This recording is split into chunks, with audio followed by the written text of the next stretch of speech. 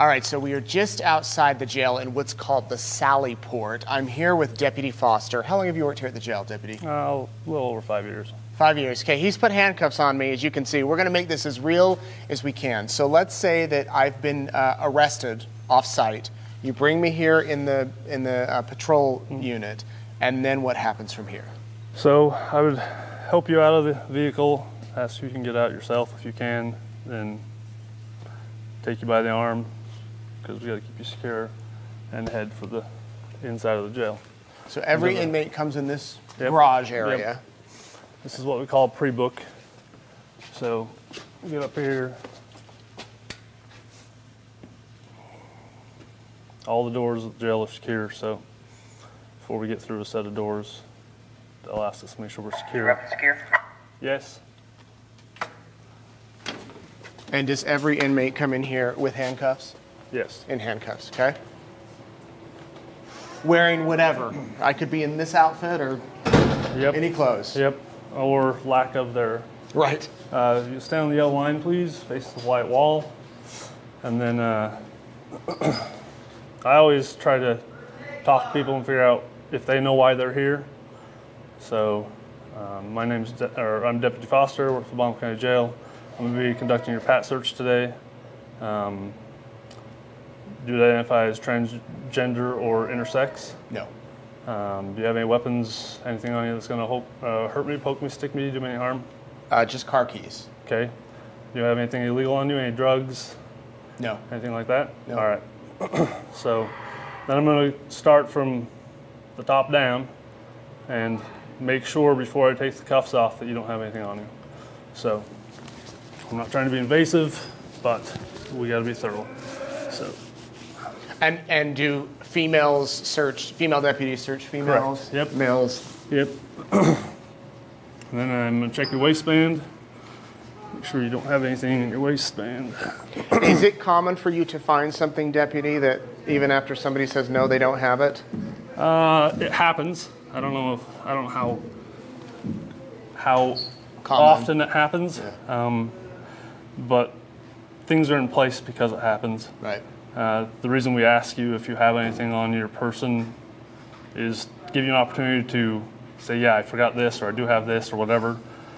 Because we're not trying to add additional charges to you. You don't want to be here. We get that you don't want to be here. Whatever brought you here, you just want to get sorted out. And so, because if I have drugs and I lie to you and say I don't, it's a crime to bring drugs into the jail. Yeah, it's a felony charge for bringing drugs or weapons into the facility. So we take it seriously, and we try to give everybody a chance to they're already here. So just make it easy on themselves as they can, and we'll proceed through the process. So I've searched your waistband. I'm going to go down both legs now. So I typically ask them to separate their feet for me. And if they're taller, I'd oftentimes ask them to separate them a little further so that it adjusts their height a little bit. Mm-hmm. And then I'm just going to have you lift your arms up to the small of your back, and then just kind of hold still for me, okay? Okay.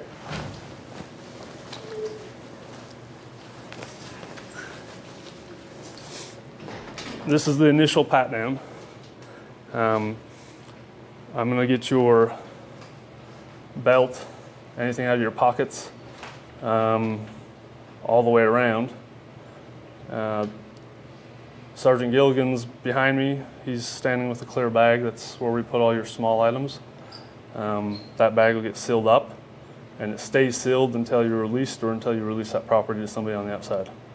So, again, not trying to be invasive, but we'll leave on the microphone for the purposes of today. But and then we always try to take care of everybody's stuff, because everybody's stuff is precious to them. Right. And you'll store it here until they're released. Yep. So there's blue property bags. Everybody will have a blue property bag that their other clothing items, the bigger items, go in. Mm-hmm. And the sealed bag, all the smaller items, goes into, and we seal it up right here in this process. And so it stays sealed.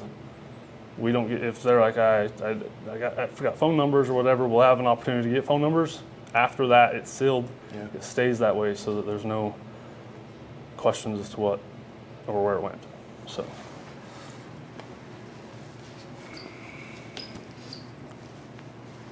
I'm sure you find some interesting stuff in people's pockets. There's never a shortage of what people carry. Right. So what do you like about your job, Deputy? The opportunity to help people.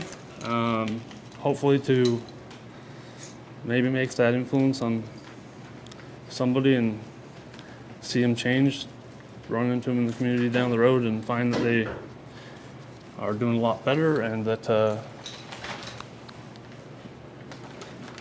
they've made better choices. So. And did you start your career here in the jail? Yes, sir.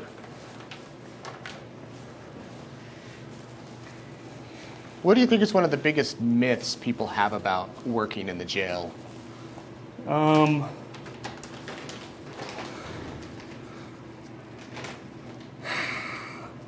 don't know what I would consider myths, I guess. I think that there's a mentality out there that it's us versus them, and we don't feel that way. We're not trying to make people's lives miserable. We're not trying to downgrade their situation. We're here to help, no different than first responders or the officers out in the public. I sincerely want to see people improve and get past whatever. I generally don't pay attention to what their charges are when they're in here because that's not relevant to me. Right. I'm not here to judge them. First priority is safety of the inmates, safety of other staff, safety of the facility, and then security of the facility. So if those things are done and completed, then we get to go home. So how long does this process normally take, other than me sitting here chatting with you? On the line, it depends on how long or how much stuff they have. Yeah. We're coming into the fall, winter time frame, so when the weather starts to change, so does the layers of clothing. People will be in thermals, boots, snow boots, several layers of socks, maybe 2 pairs of pants, coat, a vest, a jacket. We have to get through all the layers to the base layer. So I've got your pockets all done. You don't have a shirt pocket. I usually ask if you can slip your shoes off. Are your shoes able to be slipped off? If they're untied. We'll pretend for practical purposes that you slip your shoes off. Okay. Once your shoes are off, I'd slide them back behind me. There's a property bag usually back here, and we would get them put in the bag as soon as we were able to. So you have a watch on, so I'm going to take your watch off. I'm going to ask you if you have any piercings or any jewelry that I can't see. I do not. Okay. Once all these things have been discussed and figured out, I'm going to take your cuffs off. When I go to do that, I'm going to instruct you. I'm going to take this cuff off first. When I do, reach out ahead of you. If you have to lean that way, do. Put your hand up on the wall and keep it there until I tell you otherwise. Do you have any questions on that? No. Okay. I'm going to do the same with this other one.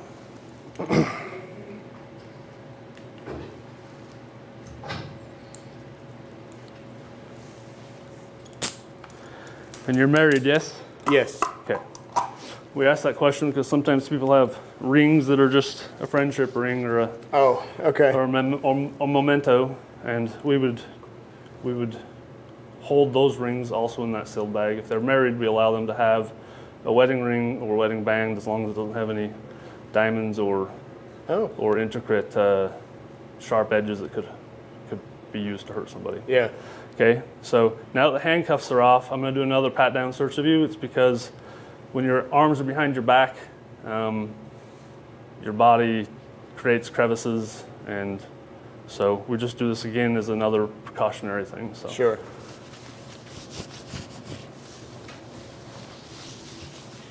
And again, your belt's off, so apologize. No worries, that happens a lot. And then because your shoes were off, I would tell you to lift this leg up towards my voice. Okay. And then I would search your socks all the way down your feet, through your toes. And do the same with this one. Please lift this foot up to the sound of my voice. Search this one. Make sure that you don't have anything anywhere. And then I have you turn around and face me. Open up your mouth. Run your fingers through your gums. Good. And then if you have long hair, if you had it in a braid or ponytail, we'd have you take it out. Yeah. You lean forward and shake it out, make sure there's nothing in there. Once we're done with this process, you've been cool, calm, cooperative, they haven't caused any problems, I direct you to have a seat in that green chair. Okay.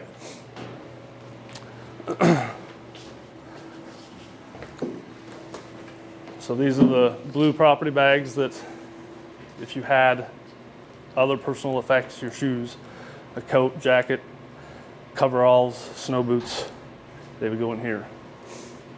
We inventory everything, so it would go from over there to here, right here where it's all in view and until we get it inventoried.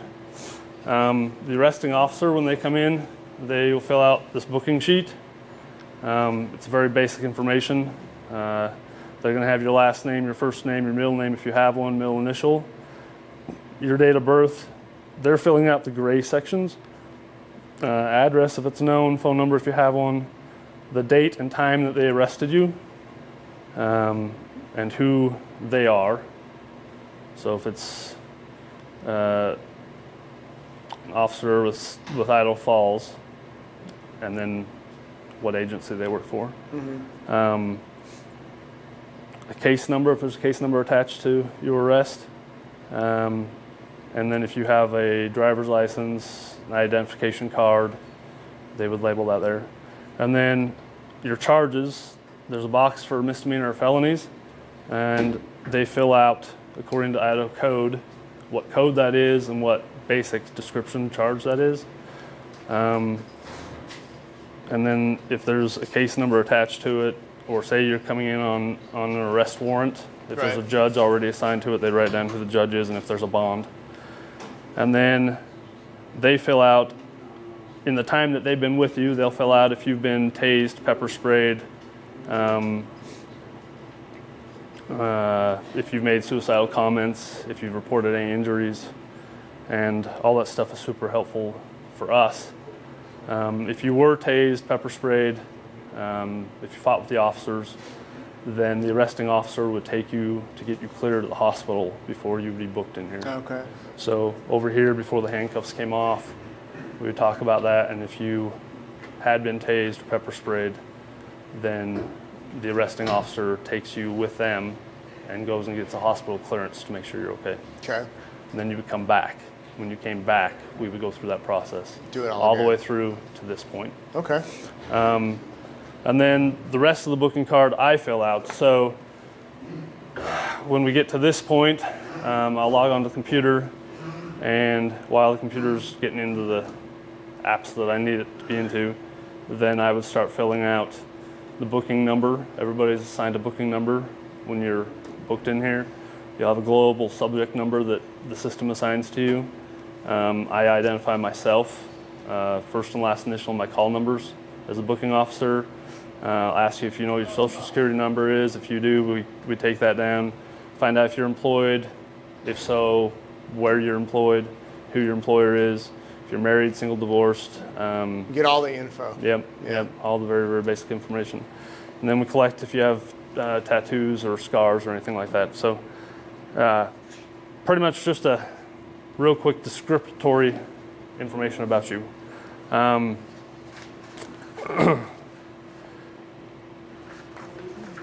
I've got paper copies of what the computer system does, so I'm going through those.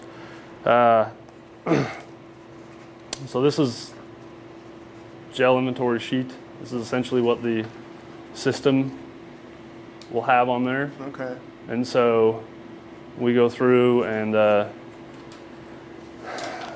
I would go through your wallet and see if you had any cash on you, because we don't hold cash. We have a cash deposit machine up here, and so that gets deposited on your account. Okay. We don't want those things being unaccounted for. So we'd count out cash if you had any. We have another bag that we will write your first and last name on and the dollar amount. Anything over $50, we have another deputy come down and verify. They double count to make sure our number is correct. and then we both sign this, and this goes up, and we deposit the money as soon as we get through this process.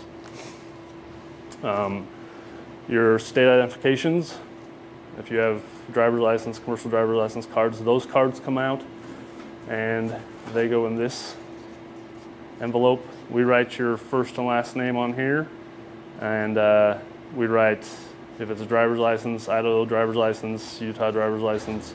If you have a social security card, we put it in here. This goes in your booking folder. It gets stapled to the inside cover.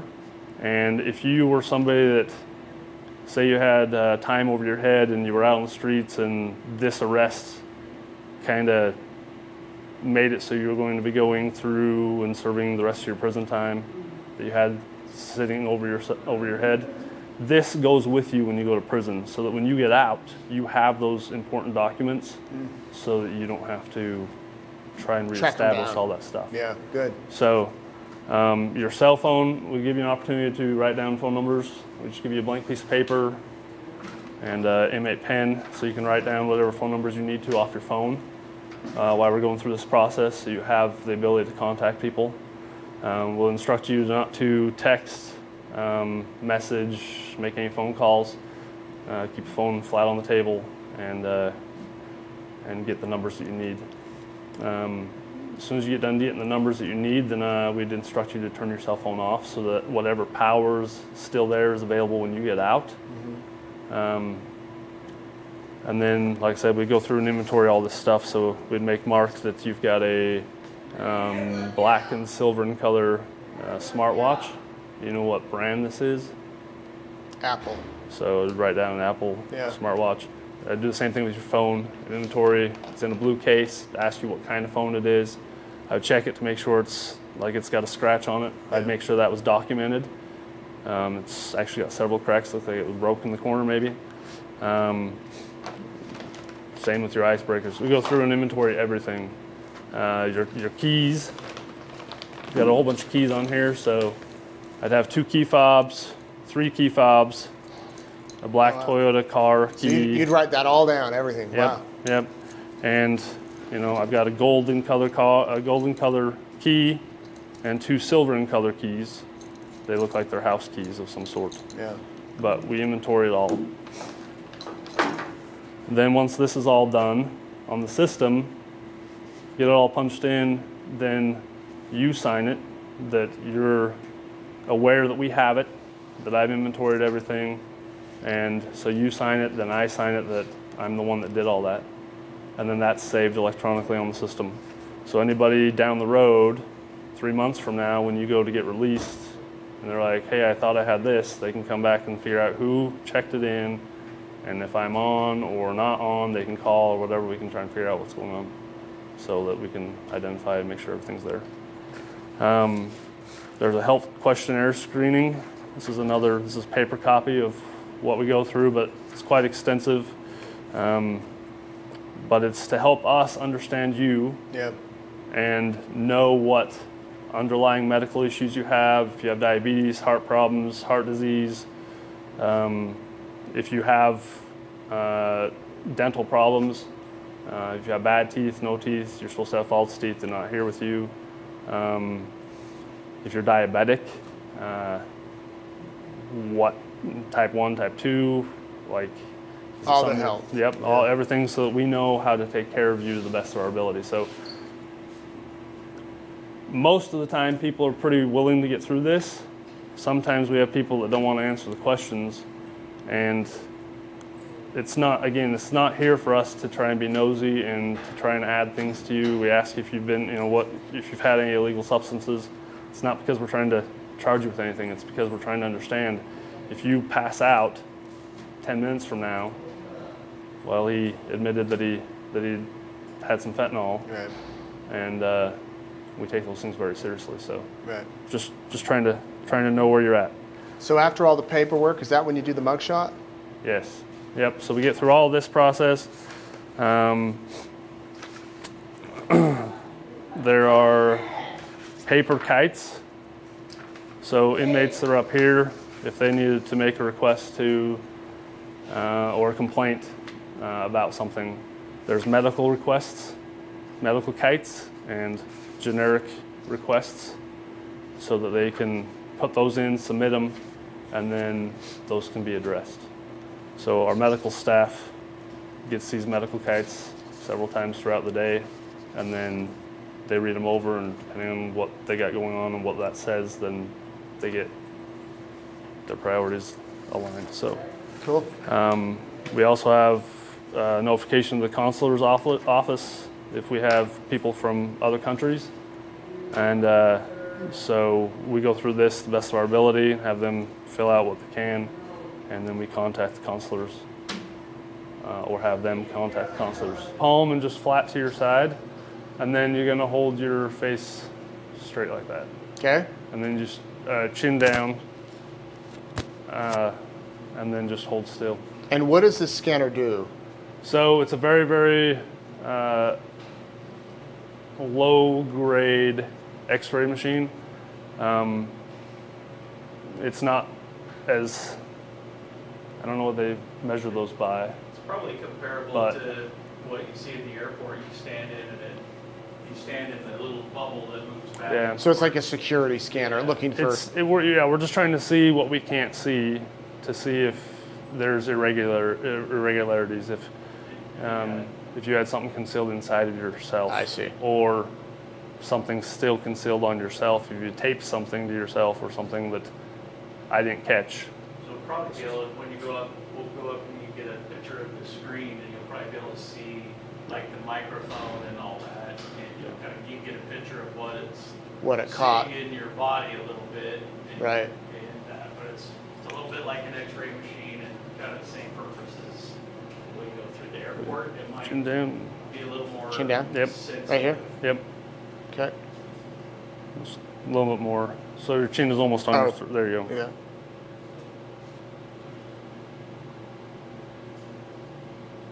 And it takes a minute.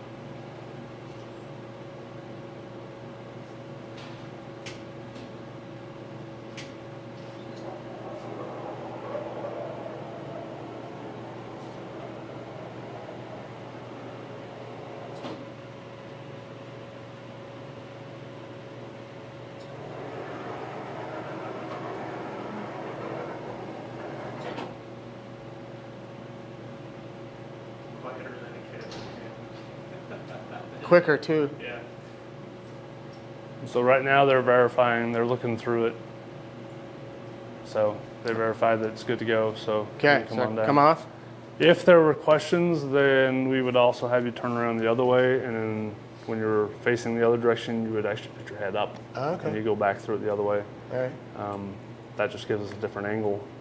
Again, we'd re-verify and see if something still looks like it might be there, then there's a possibility to be staying up here until we can decide better if it's just an irregularity, a gas bubble, or if there's actually something there. Yeah. So Okay. it all boils down to safety and security. Right. We have people that don't want to go back down those roads, and we're trying to control them having access to those things. Right. So let's say I clear the scanner. What happens next? Then we'd walk you out here.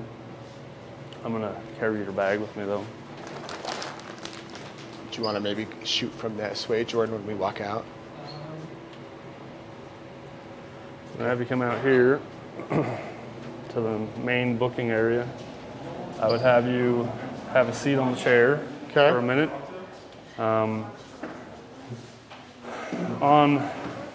On Monday through Fridays, there's booking clerks that are here. They are amazing, super helpful staff. They're not certified, and so they stay up in a secure area where there's less risks to them. But they help with these processes that occur from here on out. So the picture taking, you'd sign for your booking card. I will get clothes for you. If it's a charge you're going to be staying for, a lot of the misdemeanor charges will have preset bonds to them. So once we put it in the system, it'll pop up with a bond. And I'll let you know that out there. So then if you want to bond, if you're like, I'm not staying here, I'm planning to bond out, then you could go that route. and then I know whether I need to get you closed or not. If you have a felony, new felonies, you have to see a judge to get a bond set. Right. On the weekends, there's actually attorneys that call in and review those felonies, and they will set a bond so that you could bond out before you see a judge on the Monday or Tuesday if it's a holiday. So you still have a timely manner in which to bond. Yeah. But if I'm staying here, you're taking my staying clothes here. here and I'm changing. I'm not taking them right this minute, but I would find out what size clothes you wear. Oh, okay. I'm going to hand this to you if that's okay. I don't want this stuff. Okay.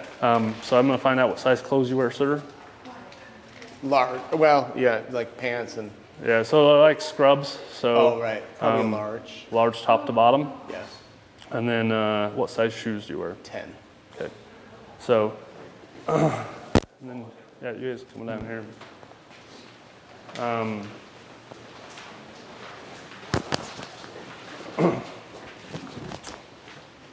If you were going to stay in the facility, then everybody gets issued a property bag. So we have property bags that are pre-made.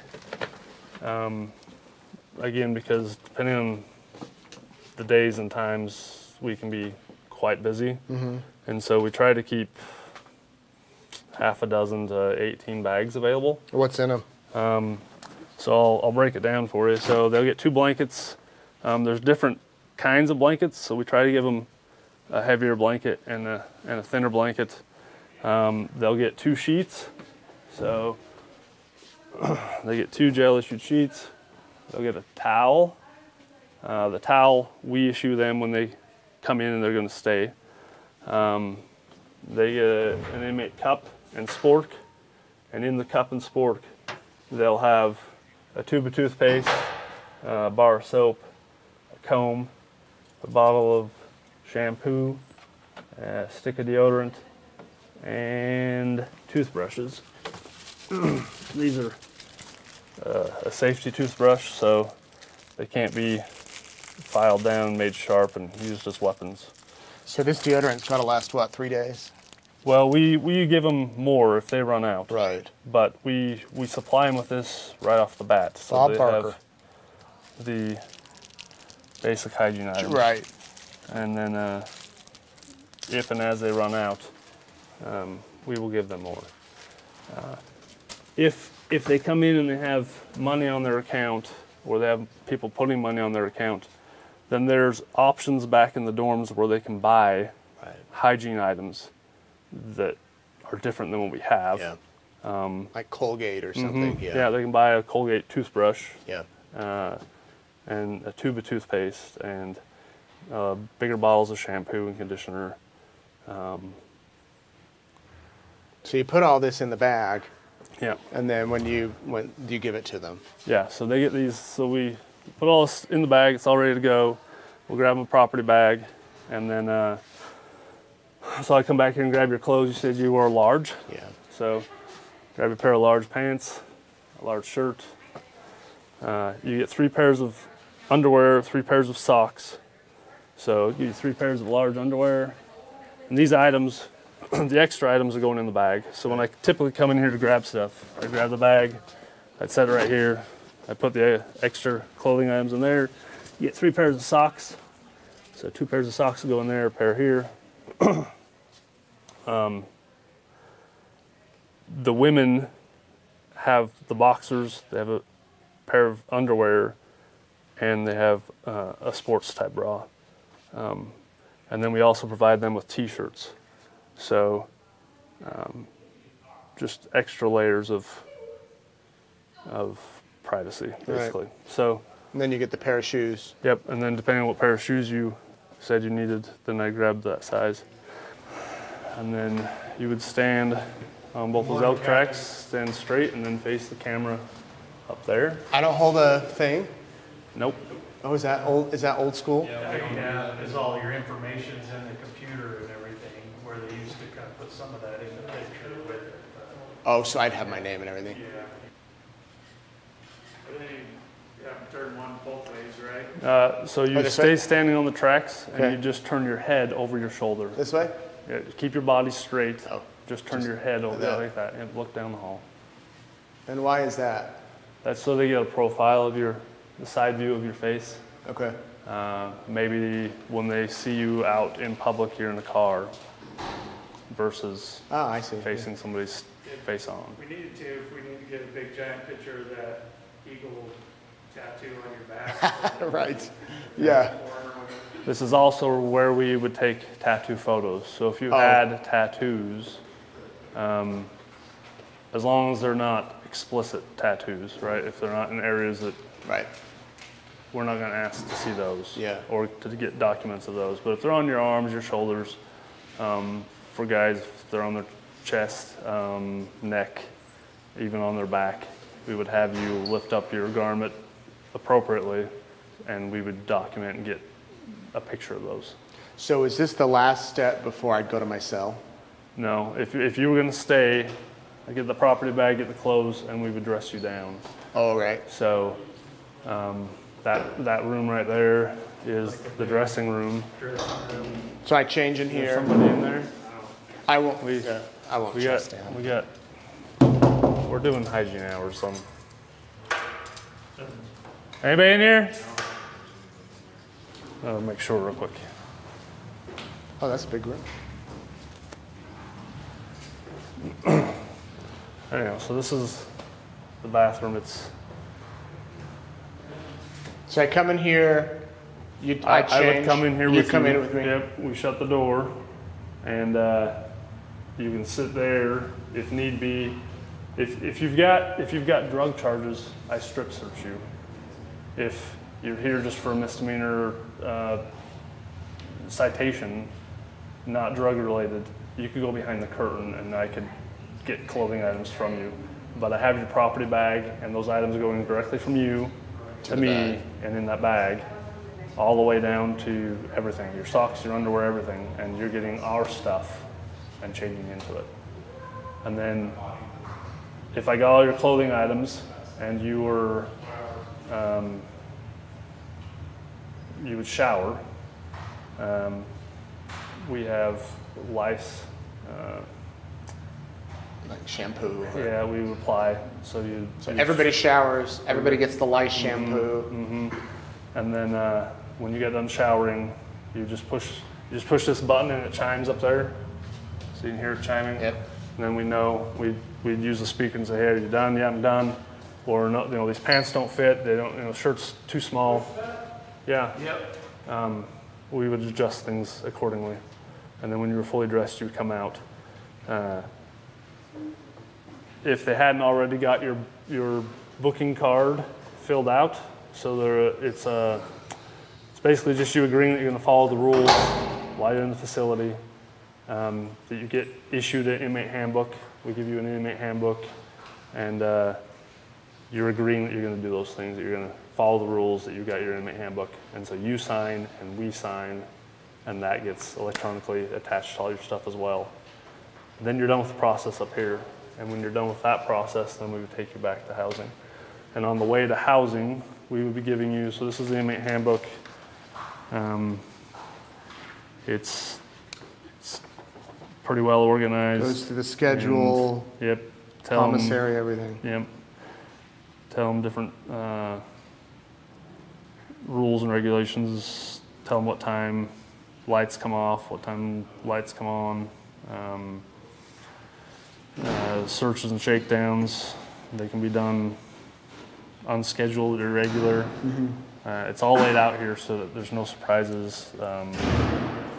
What kind of reading material, if somebody on the outside is trying to send them material, mail them in a magazine or something, like what kinds of stuff are okay to get. So typically, how long from start to finish the booking process? You look at an hour? We try to do it in about 30 minutes. 30 minutes. From the time you're walked in to the time you're assigned. Dressed and headed back. All right. So 30 Sometimes minutes. it doesn't go that way. Right.